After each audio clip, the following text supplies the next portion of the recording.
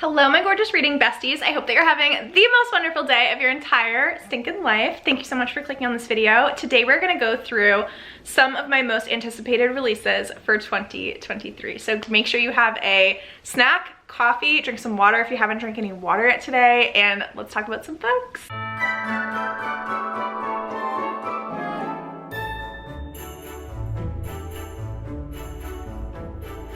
Okay, so these most anticipated releases are coming out within like the first 3 months of the year. So we will start with a strong one.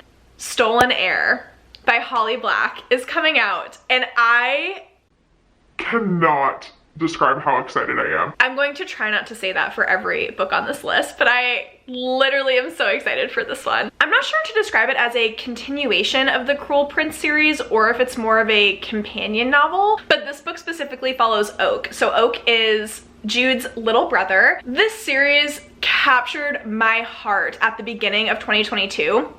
It feels so strange that I only read the series earlier this year because it has entirely taken over my life. I will never not be obsessed with the Cruel Prince Folk of the Air series. Before I start talking about this next book, I just need to apologize for the grossness of this book cover. I'm sorry, I really am, but I'm gonna pop it up on screen because I have to talk about it.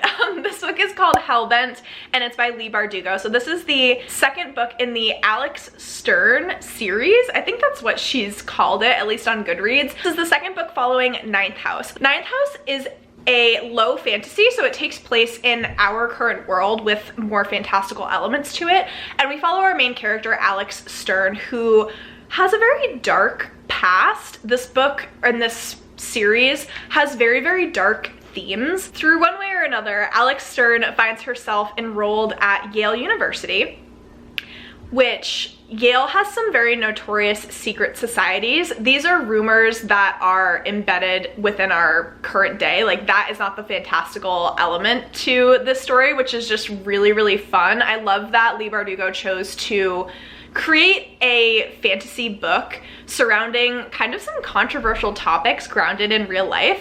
So in this world, these secret societies do have magical elements to them, but they are kind of nefarious in some ways, and Alex is finding herself in the middle of all of these mysterious happenings at this Ivy League school. So it is very dark academia. There's a lot of death. There are trigger warnings in Ninth House that I would recommend you look up before reading this book, and then also continuing on to Hellbent, because I'm sure it's just going to continue spiraling, at least I hope. Then we have The Mysteries of Thorn Manor by Margaret Rogerson. The amount of love I have in my heart for Sorcery of Thorns, like, I can't put it into words. I gave it 5 stars and I read it in October. In the second book, we get to revisit Silas, Elizabeth, and Nathaniel, kind of a continuation of their lives, and I fell in love with those characters so hard that I just want to be with them again. Okay, on to a book that is not just a continuation of a series. So we have City of Nightmares, which is by Rebecca Schaefer, getting released in January as well. When I read the first line of this synopsis on Goodreads, I immediately added it to my want to read list. Gotham meets Strange the Dreamer in this thrilling young adult fantasy about a cowardly girl who finds herself at the center of a criminal syndicate conspiracy in a city where crooked politicians and sinister cults reign, and dreaming means waking up as your worst nightmare. I'm so sorry. I didn't realize that you were gonna go so hard in the first line of the synopsis.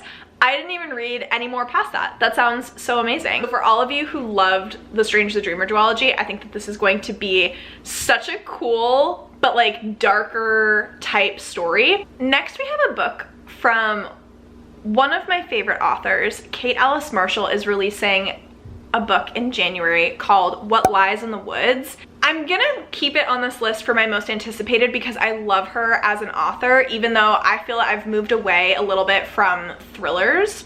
They just haven't been my favorite thing. It's not what I've been really gravitating towards lately, but I'm hopeful that Kate Alice Marshall will help me return to picking up more thrillers. So this is kind of a thriller horror. It almost has a final girl trope feel to it, We follow a group of friends when they were only 11 years old. They helped to put a serial killer away behind bars. 22 years ago, Shaw and her two best friends, Cassidy and Olivia, spent the summer roaming the woods, imagining a world of ceremony and wonder. They called it the Goddess Game. The summer ended suddenly when Naomi was attacked. Miraculously, she survived her 17 stab wounds and lived to identify the man who had hurt her. The girl's testimony put away a serial killer wanted for murdering 6 women. They were heroes and they were liars. For decades, the friends have kept a secret worth killing for, but now Olivia wants to tell, and Naomi sets out to find out what really happened in the woods, no matter how dangerous the truth turns out to be. Moving on to our February releases, I don't think any of y'all will be surprised by this book, especially if you've watched any of my summer reading vlogs where I got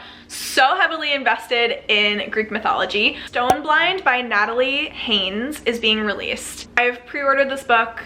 The moment that it gets delivered to my door, I am dropping absolutely everything and reading this book. So Natalie Haynes has also written 1,000 Ships and Pandora's Jar. Medusa is the youngest of the Gorgon sisters. Unlike her siblings, Medusa grows older, experiences change, and feels weakness because she is a mortal.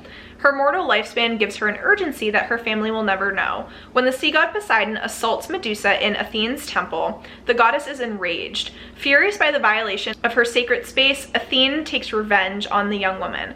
Punished for Poseidon's actions, Medusa is forever transformed with her writhing snake crown, and her gaze will turn any living creature to stone.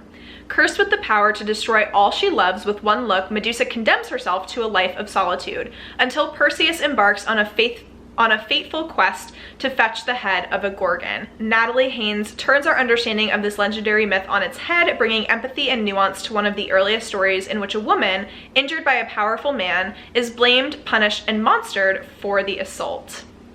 Stunning, no words. We also have Immortality by Dana Schwartz being released in February. This is a continuation of Anatomy, a love story, which was released this year in 2022. This is a gothic romance story. It is very unconventional. I forget what I gave this book. I think I gave it a fairly high rating, like 4, maybe 5 stars. I did really enjoy it. The premise of this book is extremely interesting. It takes place in the early 1800s. The first book took place in London, and we follow our main female character, who I can't remember her name. Her goal in life is to become a surgeon, and this is when the field of surgery is just coming about, and it has a very dark origin story. Basically, when the field of surgery and surgical practices was being developed, they would dig up cadavers, so dead bodies, recently buried dead bodies, to practice their surgery techniques. During that time period, women were wives. You really didn't have a profession, but our main character really wanted to pursue a career to become a surgeon.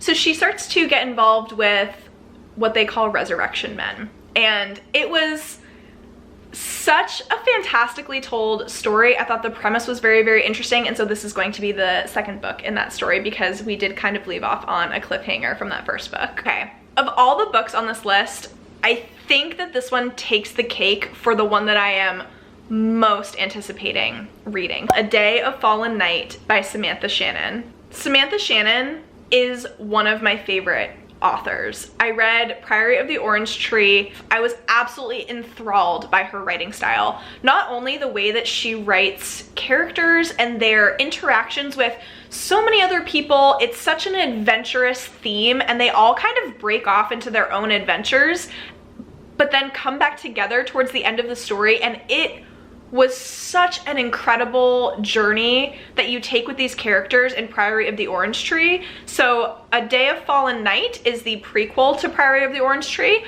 I think that Samantha Shannon said you can read them out of order, like you don't have to read Priory in order to read A Day of Fallen Night.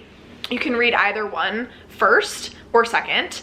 From what I understand, this one has a smaller cast of characters, but it dives more into the history of the same world as Priory of the Orange Tree. I cannot wait. I can already tell you I will read anything that Samantha Shannon publishes. She is such an incredible author, and I have not experienced anything similar to the workings of her mind. This next book is called Seven Faceless Saints by M.K. Lobb. From what I understand of the synopsis, although it might have a completely different mood and tone, the subject matter and the world building actually sounds fairly similar to Priory of the Orange Tree. We follow, in the city of Ambrasia, saints and their disciples rule with terrifying and unjust power, playing favorites while the unfavored struggle to survive.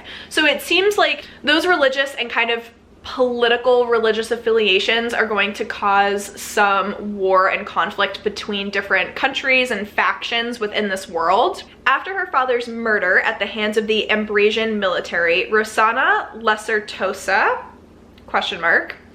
is willing to do whatever it takes to dismantle the corrupt system, tapping into her powers as a disciple of patience, joining the rebellion, and facing the boy who broke her heart. As the youngest captain in the history of Palazzo Security, Damien Venturi is expected to be ruthless and strong, to serve the saints with unquestioning devotion. But 3 years spent fighting in a never-ending war have him left with deeper scars than he wants to admit, and a fear of confronting the girl he left behind.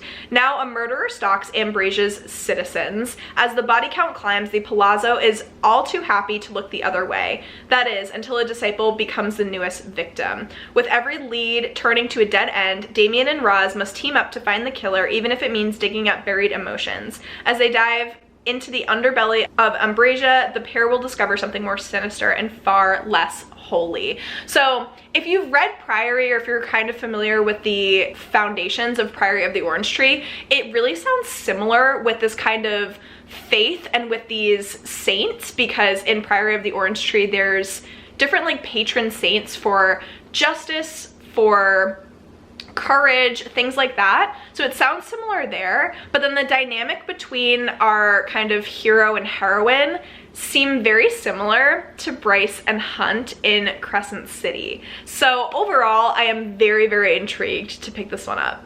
And then the last book that I'm going to mention is called Flower Heart, and it is by Catherine Bakewell. It says, perfect for fans of Margaret Rogerson and Tamora Pierce. The standalone YA debut is a stunning cottagecore fantasy romance about a girl with a powerful and violent magic, which she must learn to control or lose everything she loves. Like, already, you don't have to say anymore. I'm already there. Also, this cover is absolutely stinking gorgeous. And as y'all know, I absolutely fell in love with Margaret Rogerson over the past year. So the fact that this is getting compared to Margaret Rogerson, I literally can't deal. Okay, perfect. If I didn't already mention this, this book is being released in March. It's the only book so far that I have on my most anticipated releases in March. I feel like I'm forgetting some books. If y'all have any anticipated releases for March, please leave them in the comments down below. But a little bit more about this book. So our main character is Clara. Her magic has always been wild, but it's never been dangerous. Then a simple touch causes poisonous flowers to bloom in her father's chest, and the only way to heal him is to cast an extremely difficult spell which requires perfect control. The only person willing to help is her former best friend Xavier, who's grown from a sweet, shy child into a mysterious, distant young man. Oh boy. Xavier names a terrible price in return, knowing Clara will give anything to save her father. As she struggles to reconcile the new Xavier with the boy she once loved, she discovers their bargain is only one of the heavy secrets that he's hiding. Okay, that's it. I hope that you enjoyed this video. I hope that I got you excited about some of the new releases for 2023. I am so excited for 2023. I think it's gonna be filled with so many incredible reads. Please let me know what books you're excited for. If you liked this video, please be sure to give it a big thumbs up. Subscribe to my channel if you want to see more, and I will see you in my next one, friends.